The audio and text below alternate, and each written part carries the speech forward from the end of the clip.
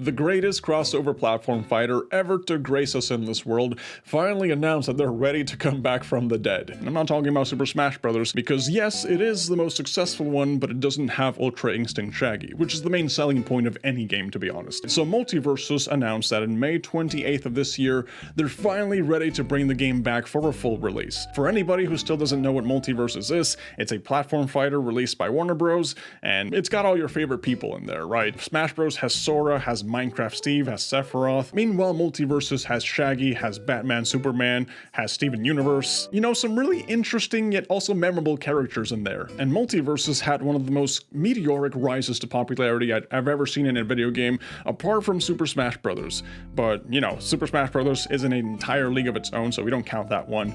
But when the game first released, you know, if you look at the Steam charts, it had an all-time peak of 153,000 players, which is ridiculous for a platform fighter, let me just say that. This is ridiculous numbers. So the game was really just destined for success at this point, but unfortunately it had also one of the most catastrophic drops in player base I've also ever seen in my life. You know, like if you look at July 2022 when the game first released, 66,000 players. August, 41,000 players. 8,000, 3,000, 2,000, 1,000. The numbers just kept dropping nonstop, and there's a couple of reasons for that. One of the main ones is that they did start off with a bang, right? Every single week you were getting new content, new characters, new maps, new updates, and you also had a massive $100,000 tournament on Evo. You know, getting your game that just released to be hosted on Evo and have that huge of a prize pool is just ridiculous. You know, you don't see this sort of stuff. So the fact that Warner Bros. Was pulling the strings to make this sort of stuff happen really just fed into the popularity of the game. But after they had such a meteoric rise to popularity,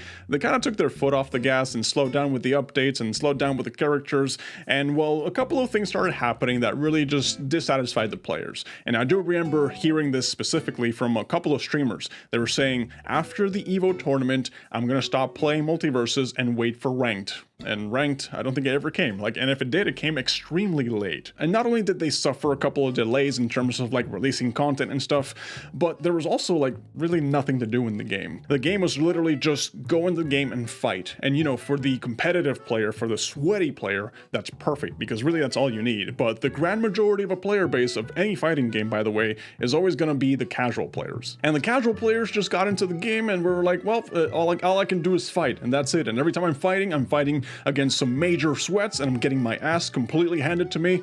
I guess I'm just gonna go back to Smash Bros, which is more casual friendly. So the game unfortunately suffered from lack of updates and the player base just leaving by the droves, to the point where the developers at MultiVersus decided to then afterwards shut the game down, because they really wanted to work on the game and improve it, and they just thought hey, it's better if we just kill off the connection to the game. Let's work on it behind the scenes so that way we don't have to worry about appeasing to the current player base, which is basically nobody. And that is exactly what they did. They shut the game down even after you paid for your cosmetics and your battle passes and all that stuff. But you know, you can still play the game offline. And yes, you did have access to every single cosmetic and everything, but it's still not the same. You know, you spend money to play an online game, but now it's just well, yeah, I have all these cosmetics, but it's I don't have the game. All I have is training mode and fighting against local players. So yeah, that didn't really sit well with the players. But thankfully, in their comeback announcement, they mentioned a couple of things that might really excite a couple of people. The first thing is that they moved the game over to Unreal Engine 5, so the game's gonna look a lot more polished, a lot more nicer,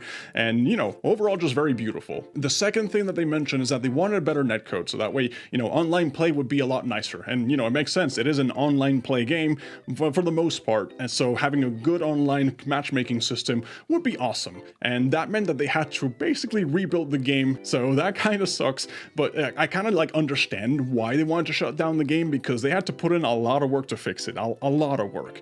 And not only that, but they also changed a couple of characters' attacks, and they tweaked some characters here and there. They also mentioned that they're adding a lot more stages and characters, obviously that's expected, but they're also adding a PvE mode, which is something that the casuals have been asking for a very long time, you know. And like I mentioned before, maybe the sweats and the competitive players don't care about PvE, but you know, casual players, the majority of the player base, that's awesome. You know, I'm really looking forward to that. And you know, I hope it's something like the Nickelodeon All-Stars Brawl 2 campaign mode, which is a roguelike campaign. That would be pretty awesome. And I feel like Warner Bros, after the flop that was Suicide Squad Kill the Justice League, after that whole fiasco, they really need a win here. And I'm really hoping that MultiVersus is that win for them. Although at the same time, I have to admit that I just don't see the strategy working.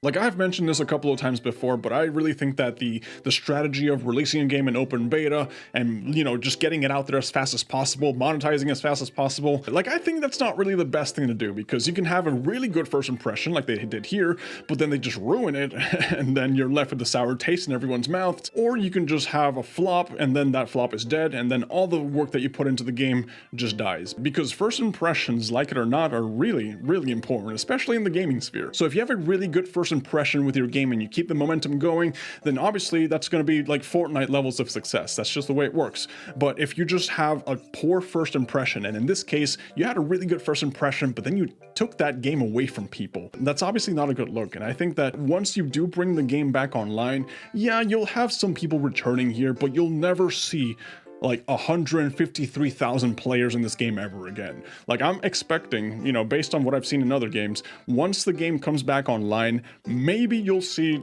10,000, 15,000, which is still pretty good. You know, don't get me wrong, those are good numbers.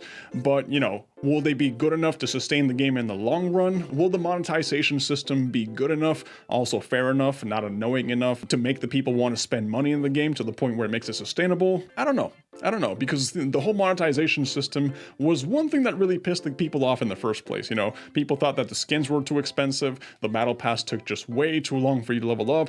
Actually, maybe it's not just the monetization system, but it's the whole gaming as a service, life service crap that you're seeing in every single game that's being released out there. I think people are just overall growing tired of that, and they're less incentivized to want to spend money on that. Because, you know, yes, you grind for a battle pass, but then the more you get into it and the more battle passes that get released, the more starts to feel like a chore. And like, people don't like to feel like they're doing chores when they're playing video games. And if your monetization system, your battle pass, makes me do chores in order to get the cosmetics that I want, instead of making me want to have fun grinding what the requirements are, then I'm gonna be very, very unmotivated to want to spend money in your game. And, you know, it was overall not a pleasant experience for people who really wanted to get all the rare skins in the game. So MultiVersus, despite being one of my favorite platform fighters that I've played, you know, and it has such memorable characters, the voice acting is on point, the combos, a couple of them were obviously broken and infinite, but that sucks. But the overall gameplay just felt really nice. It felt really refreshing. It felt like it doesn't have to be exactly like Smash Bros. It's something that's similar, but it can be its own thing. But unfortunately,